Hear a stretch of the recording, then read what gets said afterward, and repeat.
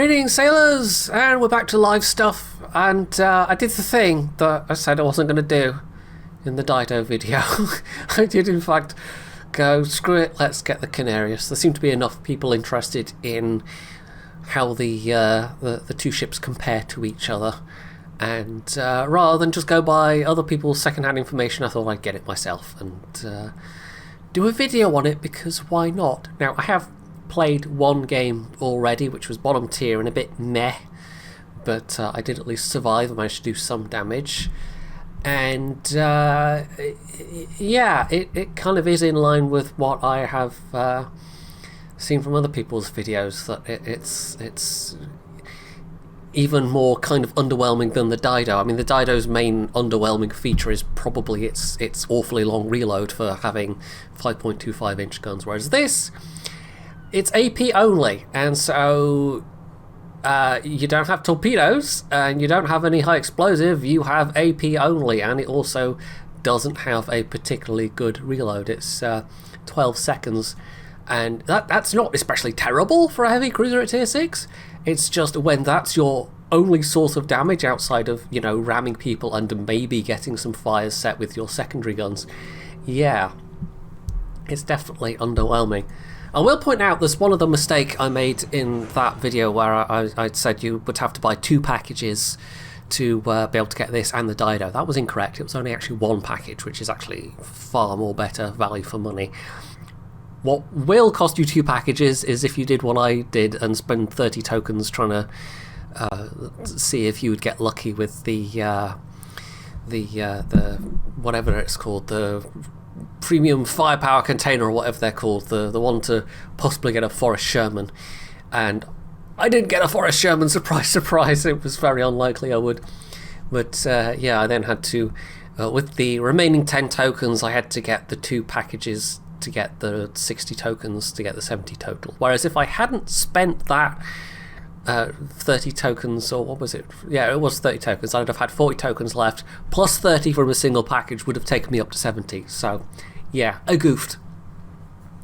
I also wasn't actually planning to do this today. I thought maybe I'd do it tomorrow, but today was supposed to be a full D&D day, pretty much. I was going to have an online campaign this afternoon, and then real life stuff, real life campaign is happening this evening, and that's still happening. It's just the afternoon one online isn't happening. The DM was unfortunately they were otherwise occupied. They had to do something else instead, so yeah, it's only half a D&D day, and so I found myself with some extra time and thought I would jump in and do this Canarias video. Because yeah, it's a lot. I can actually be, I might just make this my mainstay going forwards. I can be a lot more flexible doing these videos. Now this is not quite full matchmaking. This is what, 10? Yeah, 10 per team. So it's obviously been struggling to find some mid tiers. I mean, it's, as I'm recording this, it's like 3:30 on a Saturday. I don't know why nobody's playing their mid-tiers at 3:30 on a Saturday, or maybe all the mid-tiers have been sucked into tier 7 and tier 8 games. I don't know. But it's actually nice matchmaking for me. I won't complain. I'm one of, what, 2? Yeah, we only have like 2 tier 6s per team. Some slightly wonky matchmaking with some people fail diving with tier 4s as well, but they could have it so much worse. They really could. So yeah, no smoke. You have hydro, you have engine boost, which actually does get you up to a fairly reasonable top speed in a straight line, but this does not have British cruiser characteristics, so you can bleed that speed fairly easily. The AA envelope is actually also pretty decent, but I don't think the AA itself is anything special. And you can see there the concealment of 10 kilometers, also decent but not special for the tier. I mean, for a heavy cruiser for this tier, that is actually pretty good. Most of them have 11 plus with concealment expert, but in this case, yeah, I don't know how, like, I don't know if this was some kind of I don't know, like the big Spanish flags on the side, or I don't know if that's Spanish, naval ensign kind of. But anyway, yeah. Was that a thing? I mean, I know during the Spanish Civil War, the neutrality patrols, the ships of various nations had big flags painted on them. But I don't know if that was true for the Spanish ships themselves, because there were actually a split of some of the ships between the Republican and the Francoist forces. So yeah, I mean, I know this shit. This layout itself, we did actually discuss this with Drakinefeld in one of the CC podcasts. We talked about when this specific configuration was with the linked funnel superstructure. But yeah, it's certainly very Spanish. You would not be in any doubt as to what nation this ship is from. That's for sure. A couple of ships on this side. I'm not particularly happy to see this being a standard game. A lot of my games seem to have been standard games recently, and they've not exactly been fun. That's an Omaha. Another thing I'm not really sure is if these AP shells get improved angles as the British AP shells do, but yeah.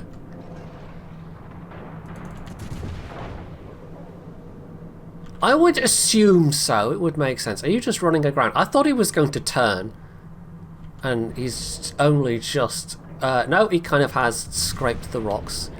Yeah. Oh well. And accelerated off. Quite smartly, as it turns out. That was not bad, but that is an Omaha. So that's a Kotovsky. So the range on this is absolutely its best feature by a long shot. I mean, it's on a par with things like the Trento, Nuremberg, I think, has like 16 kilometers at tier 6 is like, that's pretty nice. Now, sadly, like I said, no torpedoes.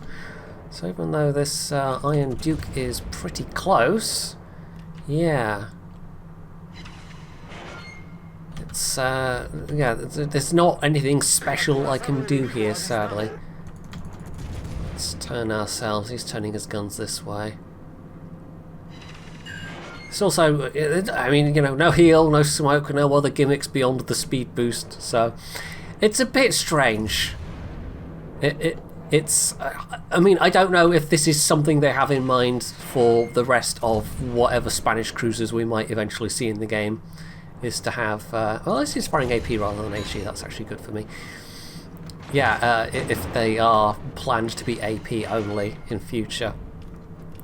Because sometimes when you have premiums like this, they don't really match up with later lines of ships in terms of characteristics, but it also, like, they tend to have been ones that have been around for a while, like the Leone versus the Italian destroyers that are coming in, for example, as a very pertinent thing that's you know, relevant right now. So it might be they have in mind for... Yeah, it's half my health gone already. Yeah, it might be in mind they have for that. I do actually have the rudder shift module on this. I don't know if it's helping very much, but maybe I just need to be playing more with my distance. Because, yeah. Like most cruisers at this tier, it doesn't tank the damage super well. Although we are up to almost 50,000, but, you know, that also includes shells that land near as opposed to actually like bouncing off. Right, he's out of range already. I don't feel like the speed boost super duper helped there. So it's bi-iron shells incoming, which are definitely scarier than the Iron Dukes in terms of pain, but the Iron Duke was still doing damage. Right, let's get this turned around a bit.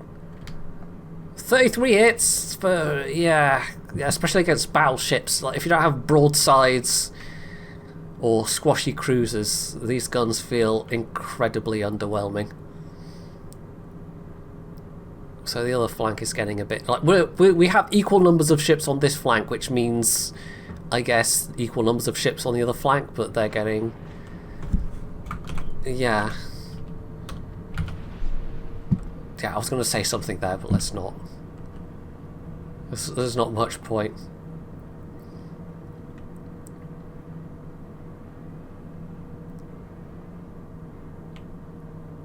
I mean, I know what I'm doing. I'm getting shot to bits and not getting a huge amount of damage out of it.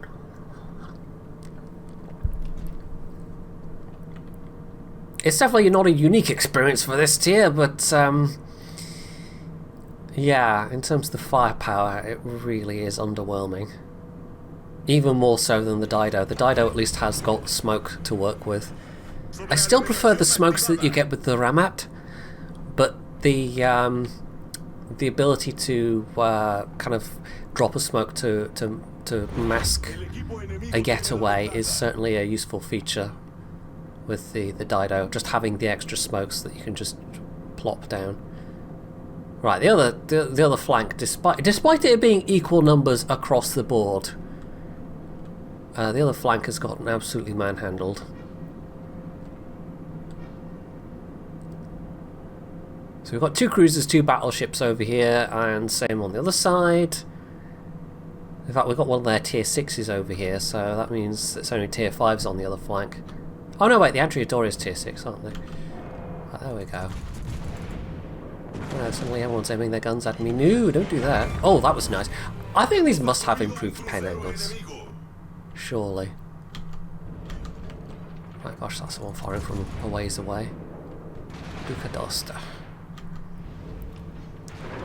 When you see that often. Don't think I'm going to last much longer here.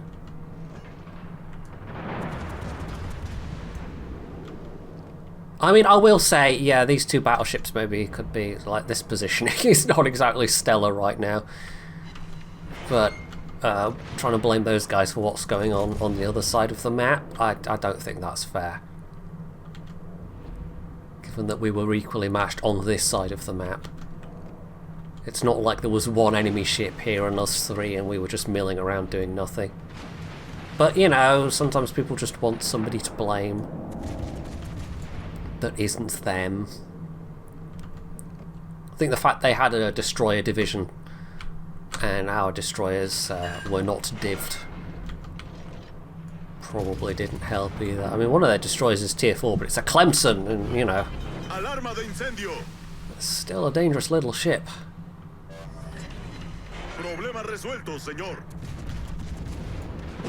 So we know for a fact that you can smash an Omaha with your heavy cruiser AP shells, but that means nothing especially, other than your heavy AP shells don't suck.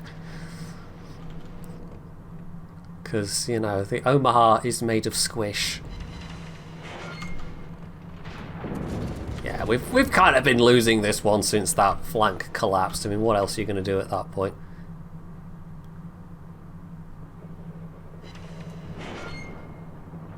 Might get to take out this Kotovsky, though.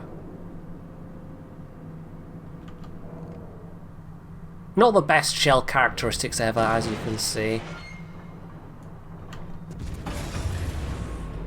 I suspect they probably are not far off what the British heavy cruiser AP shells have. Just because this is essentially a modified county class that was built for the Spanish Navy. I think there was 2 of them? I can't remember. Anything higher tier than this is probably going to be paper stuff if they do eventually do a Spanish tech tree. Right, I don't like what am I supposed to... Oh, there we go, we've got Kotovsky.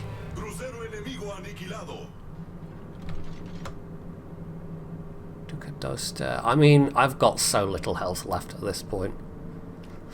What am I going to do? I'm definitely not impressed with those two battleships that were on that flank with me, though. I mean, they've not reacted well to what's going on at all.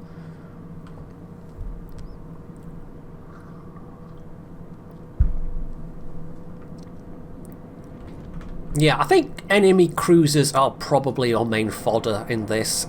If you can get broadside battleship, then fine. And if it does have improved AP pen angles, that's obviously going to help with the destroyers, but you're going to have to hit the destroyers. I mean, I do have the accuracy module on here rather than, say, the...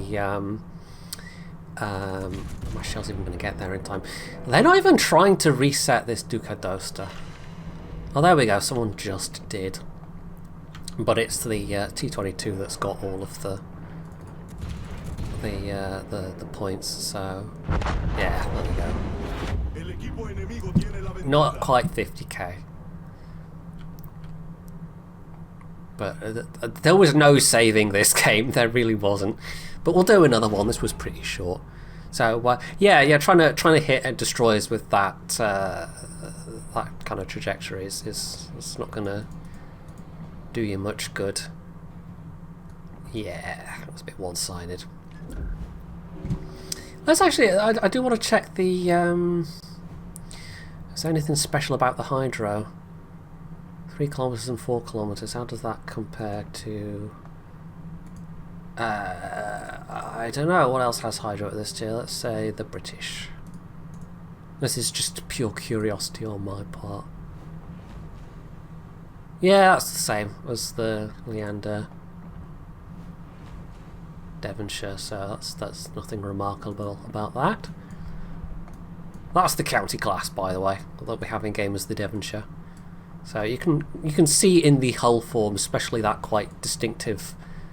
There's a name for that. It's like knuckle or something like that. That kind of distinctive stepped shape there. That it's supposed to. It helps with the seakeeping somehow.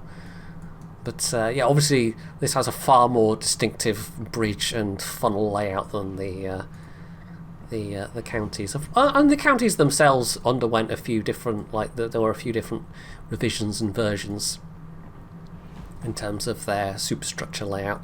So yeah, let's do another one. See how it goes.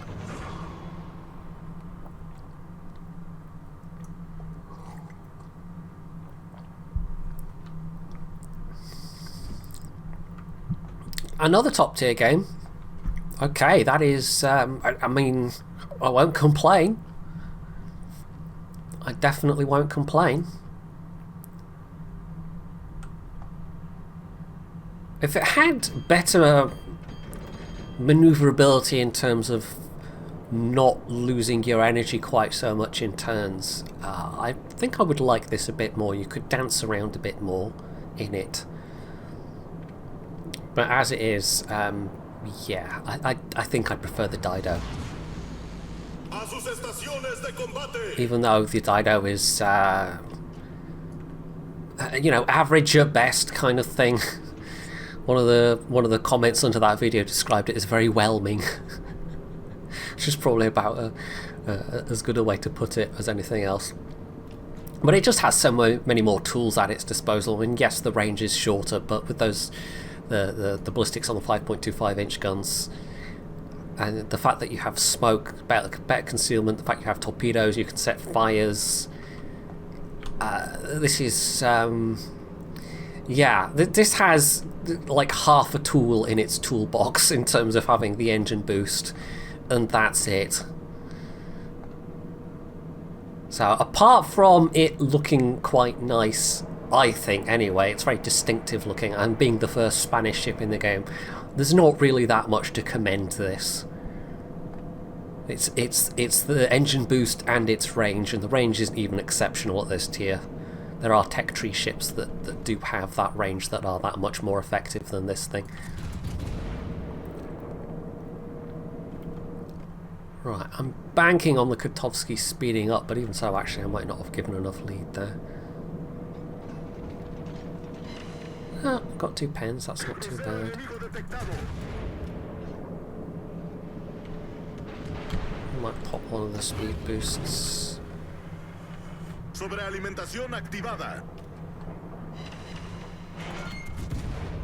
One of the downsides almost is at this tier you're going to see more than a few battleships that don't have all that much in the way of superstructure. You see there 5 non-pens that hit the deck. It's not like it's a super accurate ship. I think it's just standard cruiser dispersion. So yeah, that might have been something, but that maybe would have made it a bit unfair against other cruisers.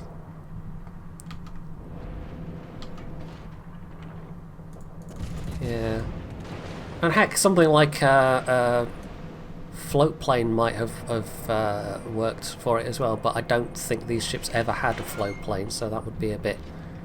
It looks like it's got the space for a launcher, but not necessarily a hangar. Whoops. Hello, Nondi. Right, we're going to try and keep our distance a bit more in this one. Fire more at range, which obviously means it's easier for enemies to dodge, but it's hopefully easier for me to dodge in return. Have more reaction time.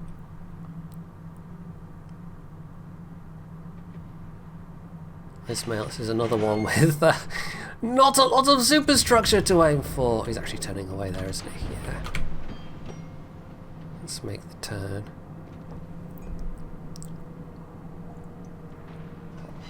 It's at least got a decent turret traverse. It's nothing special. I think it's like the 22.5 or whatever seconds that you find on a lot of cruisers at this tier, but it could be a heck of a lot worse. It keeps up with turns reasonably well. I mean, not quite, but you don't have to wait that long for it to catch up.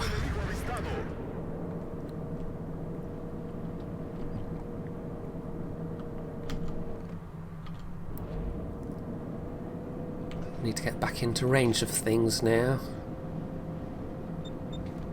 Another standard game, so that's fun.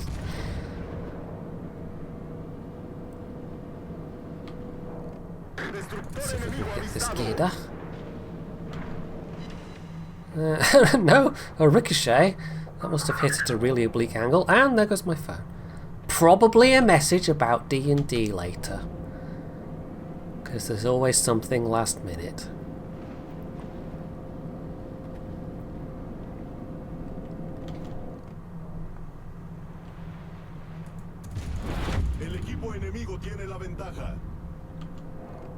I don't think I'm going to hit that. No, should we go north maybe? I mean, the cap is looking... Well, I mean, this is starting to look like that last game, to be quite frank, where it's a couple of minutes in, like 5 minutes in, and we're already kind of losing. I mean, they've got a Fujin and there's no carriers in play, and that is a huge boon when you're in a Fujin. And the only ships that are in a position to try and deal with it, I mean, the Celebs, just, was it Celebes? I can never remember. You know, they've got all those ships firing at them, with Fujin with its fast torpedo reload, fast torpedoes. And we're not doing so well down here either, so yeah. Lost 4 ships already. And I have 37 hits for... yeah. Well, now a few more hits. That's still not impressive. So we can get the Kotovsky while he's broadside.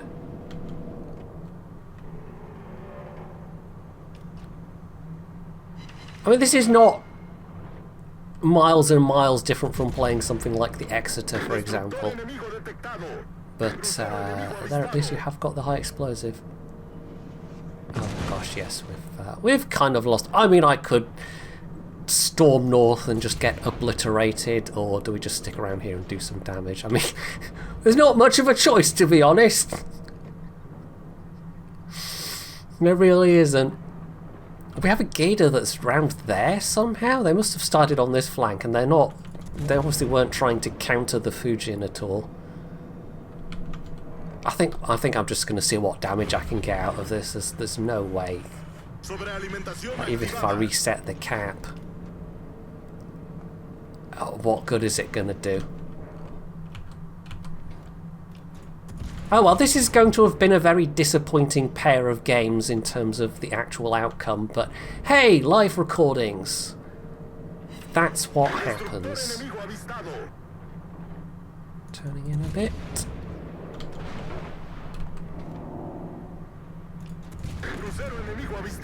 Yeah, this team is getting completely trounced. Wow, no, this is just a total wipeout, man. This is holy moly. And this isn't a ship that you're going to be able to influence the outcome of a match like this at all. Even top tier. It doesn't even begin to have the... Like I said, it's got half a tool in its toolbox. At best. Yeah, it's just total wipeout. We're even going to kill one enemy ship? It's not looking like it. I'm trying to aim more for the upper belt here, but RNG's not helping me out that much.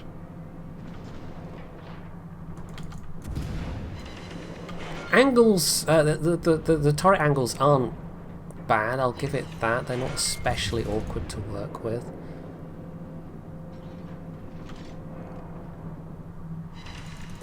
I might be able to get this Ismail. Nope. Nope, we ran out of points. Wow, okay. So, yeah, that's the Canarias. I think I stand by what I was saying about the Dido being the much more interesting ship to play. Canarias is just... That's subpar. It really is. Like, compared to other tier 6 premiums... other tier 6 premium cruisers, I mean, if we just look at some of the competition, I mean, we have other ones that aren't great, like Mysore, for example, but Perth, Duca, De Grasse, Graf Spee, Molotov is really good. London is actually okay. I don't hate the London. I mean, it's got an incredibly short range, but smoke. So yeah, I don't think there's, like, if you've only, like, if you're not going to spend any money, you're just going to grind the tokens, and you haven't bought either of them already, absolutely get the Dido. Like, unless you're a die-hard Spanish Navy fan, I don't think there's any real reason to get the Canarias. It just doesn't bring anything useful to the table, especially. It's Spanish, and that's pretty much all it has going for it, aside from its decent range. There's just so many other better choices for tier 6 premium cruisers. Anyway, so, yeah, that's my very disappointed look at the Canarias. I am not at all impressed by that. I mean, those were both top tier games.